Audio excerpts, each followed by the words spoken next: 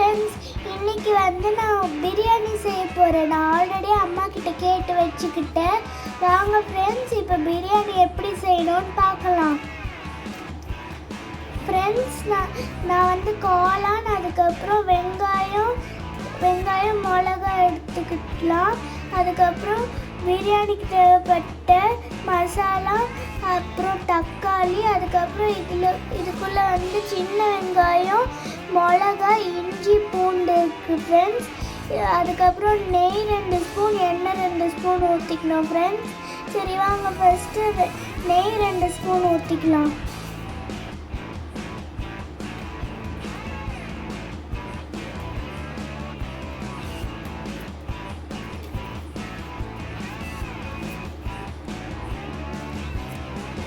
Friends, இப்போ நெய் ஊற்றி முடிச்சாச்சு.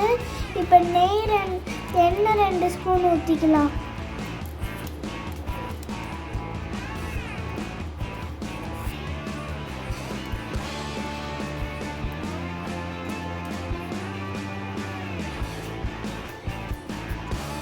ஃப்ரெண்ட்ஸ், எண்ணெய் நல்லா காஞ்சோடனே அதுக்கு தேவையான மசாலா எல்லாத்தையும் உள்ளே போட்டுக்கலாம்.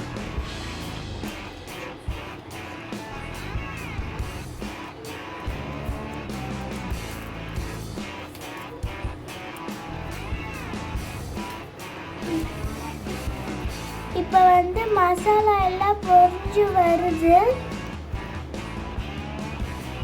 நம்ம கலக்கி விட்டுக்கலாம். இப்போ மசாலா நல்லா பொரிஞ்சதுக்கப்புறம் வெங்காயம்,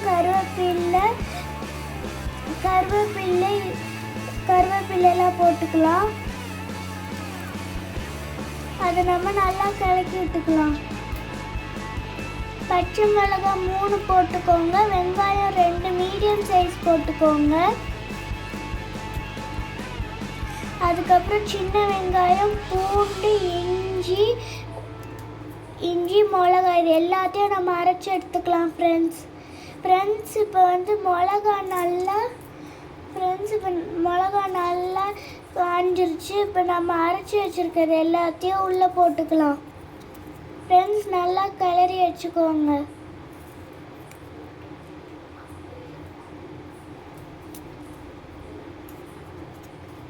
இப்போ நம்ம 2 தக்காளி ஆட் பண்ணிக்கலாம்.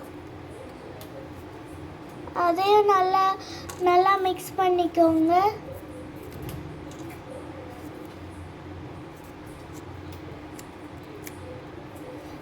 அதுக்கு தேவையான உப்பு போட்டுக்கலாம். உப்பு நல்லா போட்டு கிளக்கி விட்டுக்கோங்க. அதுக்கப்புறம் பிரியாணிக்கு தேவையான மசாலாலாம் எடுத்து வைக்கலாம். ஃபஸ்ட்டு ஒரு 1/2 ஸ்பூன் மஞ்சத்தூள், அதுக்கப்புறம் கரம் மசாலா,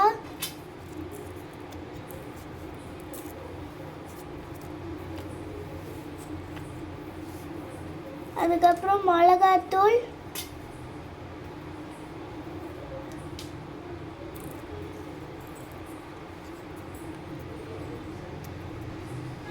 அதுக்கப்புறம் வரம் மசாலா போட்டுக்கலாம் ஃப்ரெண்ட்ஸ். இந்த 4ஐயும் நம்ம குக்கருக்குள்ளே ஆட் பண்ணிக்கலாம்.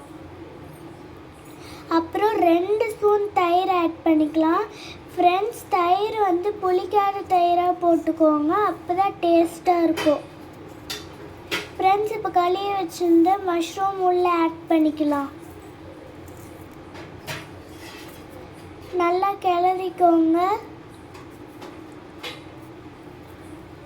அதுக்கப்புறம் புதினா, கொத்தமல்லி எல்லாம் போட்டுக்கோங்க ஃப்ரெண்ட்ஸ்.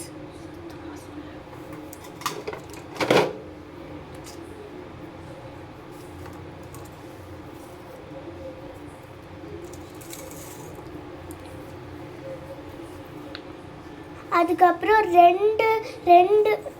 2 டம்ளர் அரிசி, அதுக்கு தேவையான தண்ணி குக்கருக்குள்ளே ஊற்றிக்கலாம் ஃப்ரெண்ட்ஸ்.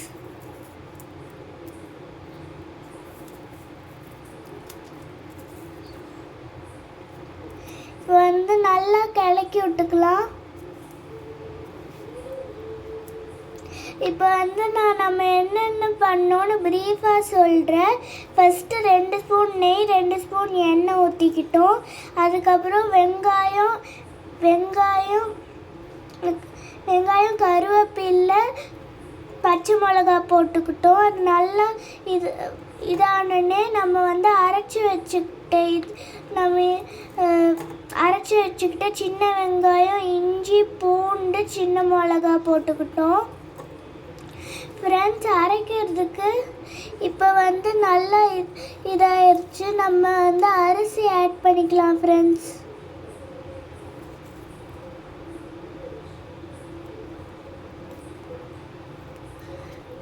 இப்போ அரிசி வந்து நல்லா வேகட்டும். நம்ம குக்கரை மூடி வச்சுக்கலாம் ஃப்ரெண்ட்ஸ்.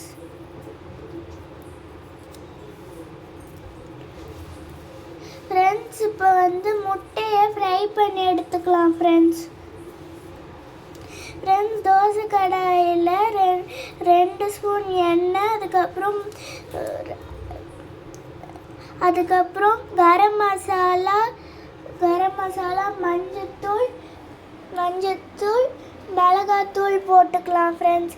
அதுக்கப்புறம் ஒரு எக்கு அது மேலே எடுத்து வச்சுக்கோங்க ஃப்ரெண்ட்ஸ். அடுப்பை வந்து சிம்மில் வச்சுக்கோங்க, இல்லை மசாலா எல்லாம் கருகிரும்.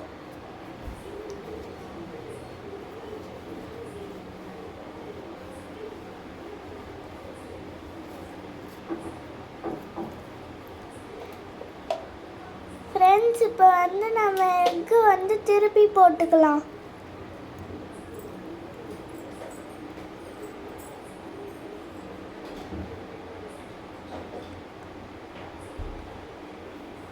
ஃப்ரெண்ட்ஸ், இப்போ வந்து நம்ம எக்கு வந்து நல்லா ஃப்ரை ஆயிடுச்சு ஃப்ரெண்ட்ஸ்.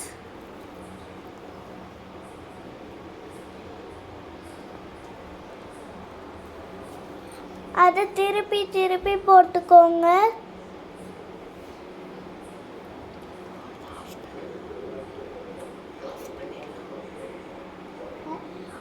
இப்போ வந்து அடுப்பு ஆஃப் பண்ணிடலாம். இப்போ வந்து நம்ம தயிர் ரெடி பண்ணிக்கலாம். தயிர்க்குள்ளே பெரிய வெங்காயம், குக்கும்பர் அது எல்லாத்தையும் ஆட் பண்ணிக்கலாம். அப்புறம் கொஞ்சம் கொத்தமல்லி ஆட் பண்ணிக்கலாம்.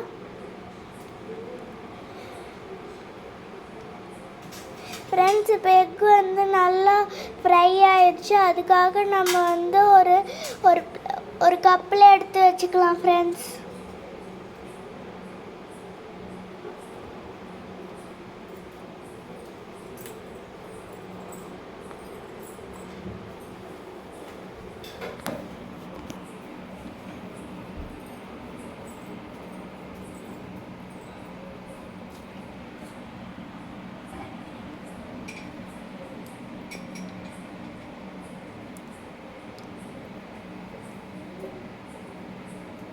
ஃப்ரெண்ட்ஸ், இப்போ வந்து தயிர் எல்லாமே ரெடி ஆயிடுச்சு. அடுத்தது நம்ம சாப்பிட்டு பார்த்துக்கலாம். ஃப்ரெண்ட்ஸ், இதை நீங்களும் வீட்டில் ட்ரை பண்ணி பாருங்கள்.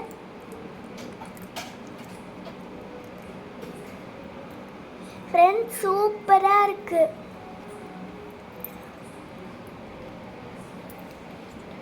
டேஸ்ட்டாக இருக்குது ஃப்ரெண்ட்ஸ். நீங்களும் கண்டிப்பாக இந்த ரெசிபியை வந்து வீட்டில் ட்ரை பண்ணி பாருங்கள். இந்த வீடியோ உங்களுக்கு பிடிச்சிருந்தா சப்ஸ்கிரைப்